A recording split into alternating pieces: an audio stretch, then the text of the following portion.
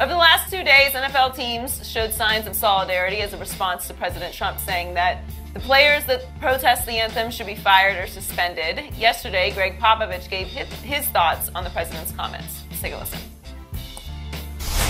Our country's an embarrassment in the world. This is an individual who actually thought that when people held arms during the games that they were doing it to honor the flag.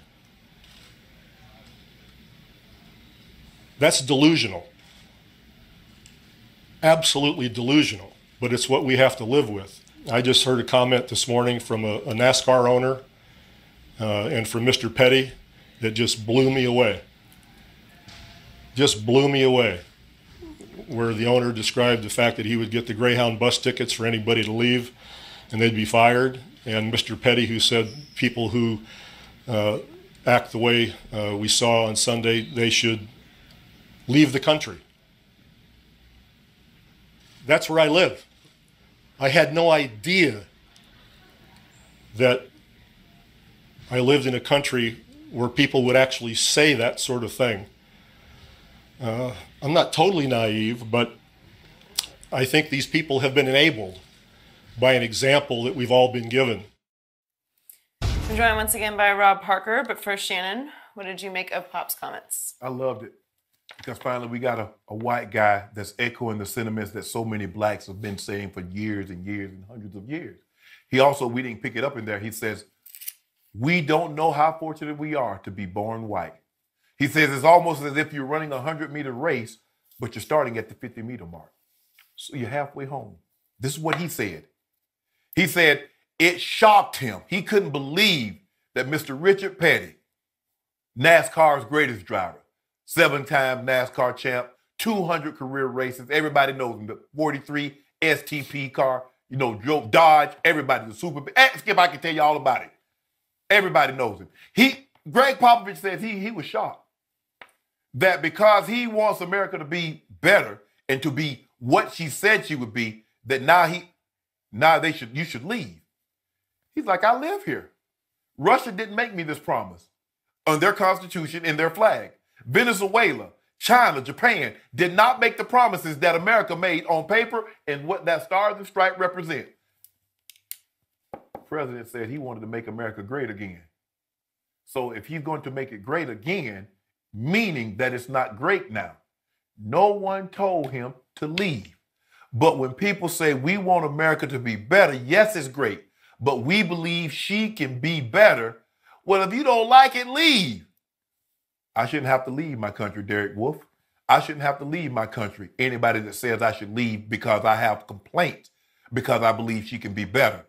All Gregg Popovich did, guys, was say and echo. He been watching our show. Girl, I love Coach Pop. That's my new team. They my second favorite team. He's stealing your team. They my second favorite team. He's my favorite coach right now. He's my new favorite coach. Good, you can have him. No, you got to go. You got to go. Because the Spurs only got one bandwagon for one of us, me or you, and you got to go. But all he said is that, look, you don't know how fortunate you are to be born white in America. And if you're born white and male in America, now you're running 100 meters, and now you're at the 80-meter mark. Scared. Woo! Gregg Popovich, I love you, man. Coach Pop, smart, honest, consistent, and passionate. And the thing that I love the most is that you don't have to be black to want equality, fairness, this whole notion that people don't get it. They get it. Because it's just about, you want to be treated fairly and the way everybody's being treated. That's all. Not different, not better, just fair. And I think that when I hear him talk about this, he's been very consistent about where he is, his beliefs. And there are other people who get it. That it's just, this is what people want, and it's worth fighting for. It's worth talking about. It just is. So many people, what are you afraid of to have the conversation that everybody wants to be treated equally? I just don't, please help me. How is that going to be the end of your world or your privileged world, how does that alter anything that you're doing? I don't get it.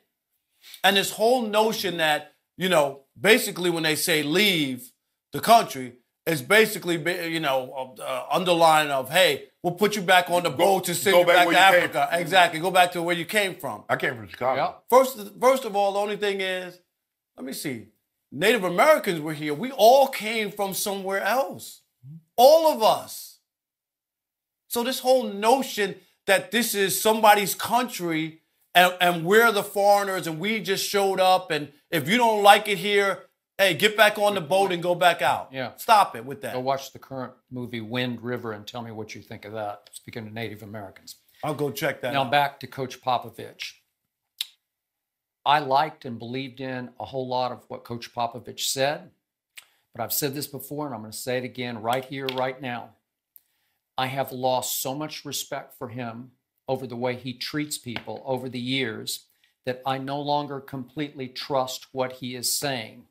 Because when you treat people the way he does, you reveal your character or lack thereof. You mean media members? Is that what you're Yes, saying? okay. That's where it starts. Okay. But you've talked to me throughout this show about be careful about that shell game. Mm-hmm. So I'm going to ask you to be careful about the shell game that he's playing right now. And you're right. Over the years, I've been so offended because Gregg Popovich has gotten away with treating members of the media, you're a member now, with no dignity, no regard. He shames them, he ridicules them, he embarrasses them in front of their peers and sometimes on national TV and post-game press conferences. And he basically bullies them, and he gets away with it because somehow, some way, people started saying, that's just lovable old curmudgeon Pop. No, it's not. It's a guy who's been given a pass for treating people with absolutely no respect. And I have lost so much respect for him because of that. And he's revealing, again, his character to the point that, here we go, when he needs the platform that he constantly complains about having to sit on to do interviews, he turns it into a bully pulpit. And it's fine. It's his right and priority to do that. Mm-hmm. And he attacks the president of the United States, which is fine because he's a Democrat. He spoke out for Hillary Clinton, voted for Hillary Clinton. I got no problem with that. But there's a lot of hypocrisy going on here because this is the same Gregg Popovich who over the last, 4 or 5 years said, as soon as Timmy walks out that door, I'm walking right behind him. Tim Duncan. We now enter year 2 of the San Antonio Spurs without Tim Duncan, who retired, walked into the sunset and out that door. And Gregg Popovich is still collecting his $11 million a year. So he did not put his money where his mouth was. Yeah, that's his speech. That's his speech. That'd be like Coach Belichick said. Right, Well, as soon as Tom leaves, I'm leaving. So I'm going to be hypercritical here. Let's watch the shell game. What is the lifeblood of Gregg Popovich's $11 million job? It's the ability to recruit great black basketball players to come and play for him in San Antonio, Texas. Because you need an occasional LaMarcus Aldridge or, right? Well, that's not recruiting. You draft right. But every once in a while, they've gone after some big free agents. But you got to keep him. Huh? You got to keep him. But again, so you're saying you're playing to that crowd, man. He's saying that he's playing to the black crowd that is the NBA? Yeah. And then for him to blast the NASCAR owner and Richard Petty, that's fine. That's his right to do it. But then to conclude, this is where I live. You live in a country that is free, that has a First Amendment right to freedom of speech that the NASCAR owner and Richard Petty also have the same right that you have. Mm-hmm. So you're not going to honor their right to speak out because it's not what you believe? That's just flat out wrong. And if you want to pin your hopes on somebody, on a white man, let's do Steve Kerr because he's been just as outspoken against Donald Trump as Gregg Popovich has. And I've been around Steve Kerr enough to tell you he has a big, good, solid heart. He treats everybody around him with nothing but dignity and respect, starting with the media and anybody else who comes into his force field. Steve Kerr is known by everybody as a really solid citizen. And I'll say this about Pop, and your point is well taken. Yep. It really is. Mm-hmm. But Skip, people are not perfect, and people do have their issues flaws. And flaws or whatever. So your flaws on him. But do I believe that this coach speak or his conversation is to recruit that he's playing to the black crowd to recruit players in the NBA? I don't believe that. I believe that he believes in equality and fairness and treating people the same. I would like to believe that. I believe that, and I think that's where his heart is speaking when I hear that. This? How many white head coaches and owners have echoed that sentiment? How many of their players are black? How do they recruit black players? Yet they've said nothing and done nothing. At least he's speaking it. A man that's unaffected. Skip, Heritage, the thing that I love about him, he's not going to be face brutality. He's not going to be discriminated against. He's a white man, as you mentioned, making $11 million, and he's speaking about an issue. He is. When And I told you, I believe in all of his points. So many don't know others. if I completely trust the motive, the method to his madness, as in anger. We gotta leave it there. Rob, thanks for joining us. Does Alabama look unbeatable after their win?